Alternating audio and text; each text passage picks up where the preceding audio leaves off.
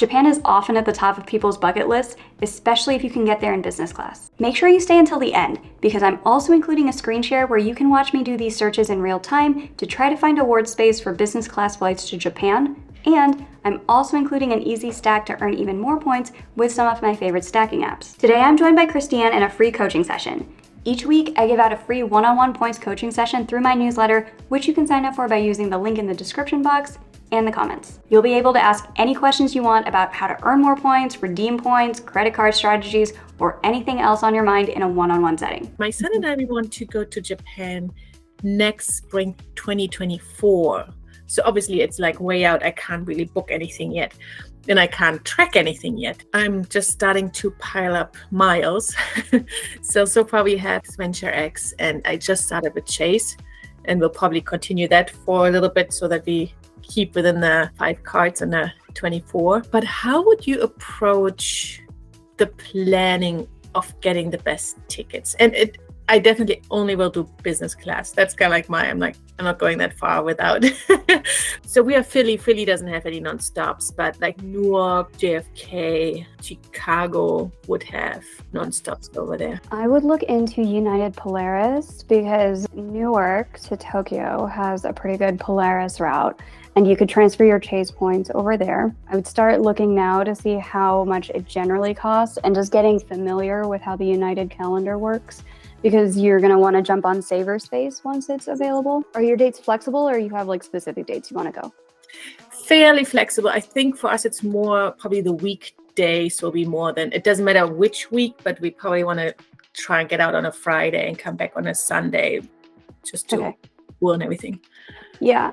So I would start playing around with United.com, make like a fake booking. Obviously, you're not going to buy it all the way, but just like get used to how to click through, how to look at the flexible calendar, getting a range of, okay, here's how much it's going to cost to do business class and Polaris. Check it from Newark and also Chicago so that you can see, because both are United hubs, so you can see which routes are available, who tends to have more flights, which ones tend to be cheaper, if there's like patterns you can see on days of the week. And United makes it easy because you can see like the whole calendar at once, where you can be like, okay, like we should be planning on like flying on a Thursday, or like any other patterns like that, where you're like, okay, 3 months out, it's going to be like a little bit better. I made that up. That's not true. But you can see patterns like that by looking at United.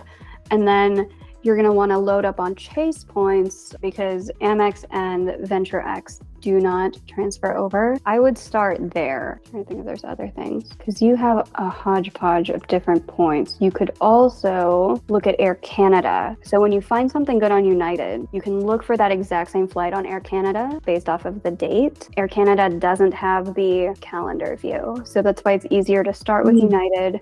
Then check that exact same flight on Air Canada whenever you see Saver Space, because it might be even cheaper on Air Canada, and you can combine your Amex and Capital One and Chase points all in Air Canada to fly the exact same flight. Oh, Chase even too. Okay. And then how about ANA? Do you say ANA or ANA?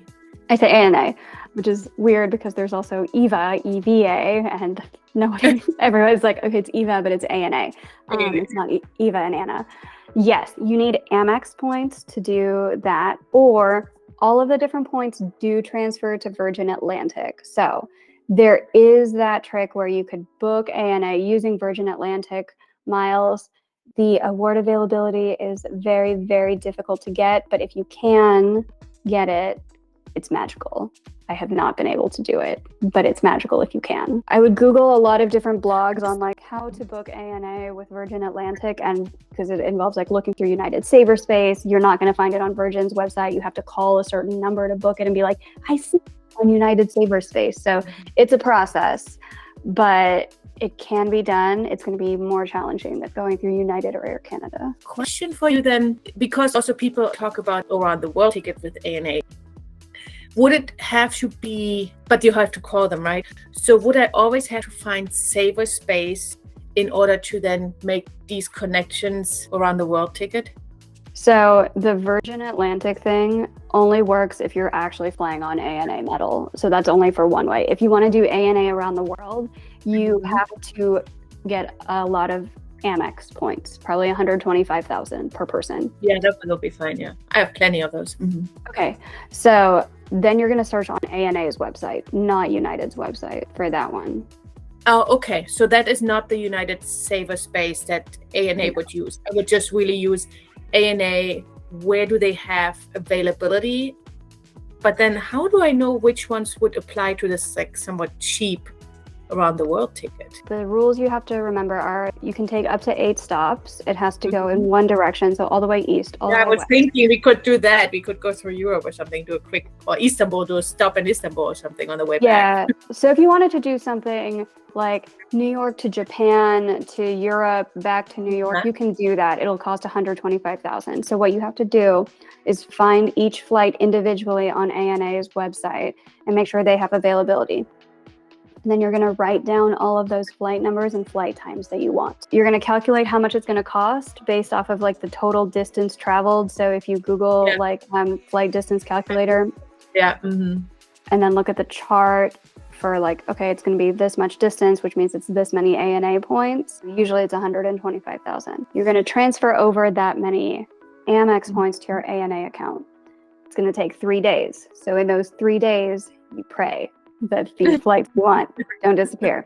You could also try calling the ANA customer service, and if you get somebody nice, they can hold the award space for you until your points post, which may or may not happen depending on if you get a nice person. But you pray for those 3 days, and then it'll show up in your ANA account, and then you call them to book the flight, because if it's like 3 or more segments, the website can't handle that. So you have to have an actual person on the phone, and then you like read off all the flights and all the information, and they book it for you via phone. So I can completely ignore how much these individual segments will cost in business miles, because it will just be like the total amount of miles, whatever, 5,000 or whatever, then that will give me the bracket of the miles I pay, right? Is it? Yeah, it's just based off of the total distance of the whole trip at the end. Might it be easier to get connections just jumping around and making it a world trip versus going to and from?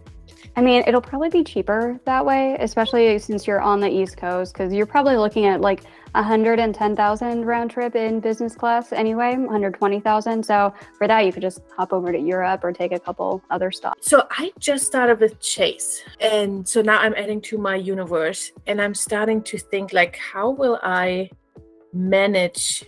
I mean, it's totally easy for me to sign up for all these cards and make the sign-up bonus. We have plenty of expenses. That's not my problem. But how do I keep them all alive and then really creating enough points in every system, right? In the Amex, in the venture capital. I feel like the Chase universe doesn't really have good points throughout the year once you're done with your sign-up bonus. How do you... The Chase Sapphire does not. But for that one, if you have something like the Chase Freedom Flex, you just combine it into the Chase Sapphire account, because that one gets 5 points per dollar on special rotating categories. I wouldn't necessarily focus on like how to keep all of them alive. I would instead work backwards and say like, okay, we want to go to Japan. We need this many for our flight. We need this many for our hotel. And then work backwards from there, and then just pick the programs that you actually need to earn a lot of points with. And then with Chase Sapphire, that one's hard to earn a lot of points with, so I would just get the Freedom Flex. If you have business cards, or if you have eligibility for business cards, those are where big points come from. Mm-hmm. Yeah, that's what I want to do too. Yeah, thankfully I can do that. I haven't started, but that's probably the next one. I just got the first Chase, and I think I want to max out on the businesses first, and then kind of start doing a couple more of the consumer ones until I hit my max. I just looked actually at your Word document, and I do the Point Me, I do the Seat Spy, I have that. I just saw the Thrifty, is it Thrifty Traveler? Yeah. Yeah. How has it been working for you there with like award travel? I get a lot of mail from them because they send out a lot of deals. Obviously, I don't take all of them. But those are good if you're like flexible, where you're like, oh, I'll just jump on whatever deal is good. If you're like, oh, I want a specific flight, then something like Seat Spy or Expert Flyer is better to just send you award notifications for the flight you want. I would just take your recommendation, the United Polaris, and to kind of start playing around. It's just so daunting. United's one of the easier ones to work with. And if you have any questions, always feel free to email me or send me a DM. But if you are trying to earn more United points, like through Chase, since you have access to business cards, the Chasing Business Cash and Chasing Business Unlimited have a sign-up bonus of 90,000 points for a limited time. So you could go for those. Is it right now or is it typically 90,000? Right now, and I don't know for how long. But yeah, I would make your next card either probably Chasing Business Cash is the one I would go through first. And if you do decide to apply for it, I always appreciate when people use my links at geobreezetravel.com/cards. Chasing Business Cash, you said, right?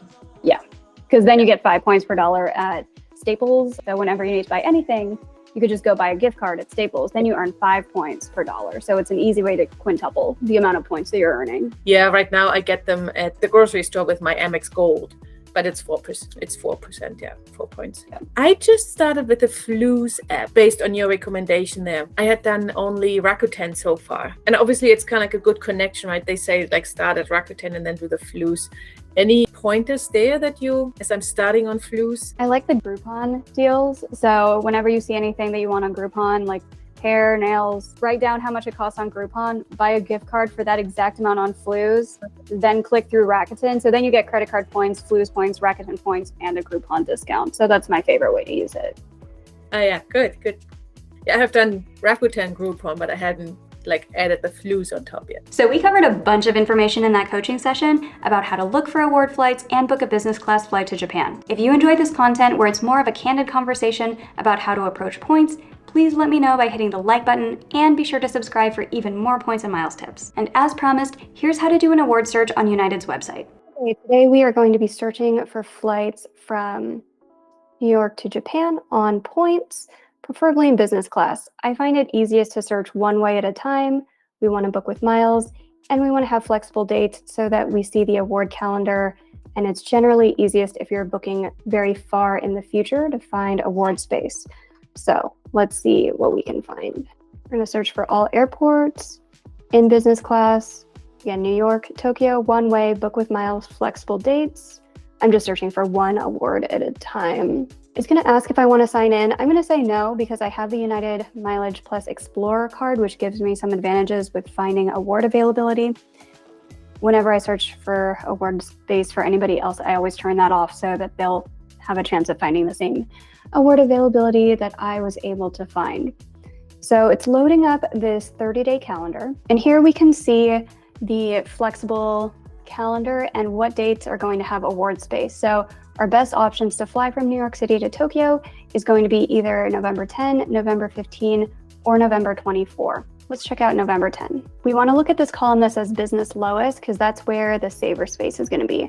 Most of these are really, really expensive at 175,000 miles per person one way, or 270. That's kind of ridiculous, but somewhere we should see something a little bit cheaper. Okay, here it is, 88,000 miles plus $13. There are 4 tickets left at this price. The only thing is that you would have to fly through Cairo. So this route is JFK to Cairo, and then Cairo over to Tokyo.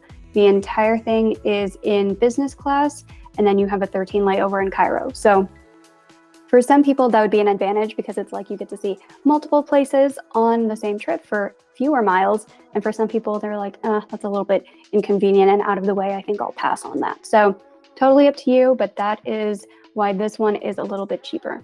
Whenever I find a cheap flight like this on United Saver Space, I would also recommend checking it with Air Canada to see if it's even cheaper as a Star Alliance partner on Air Canada, which Egypt Air is.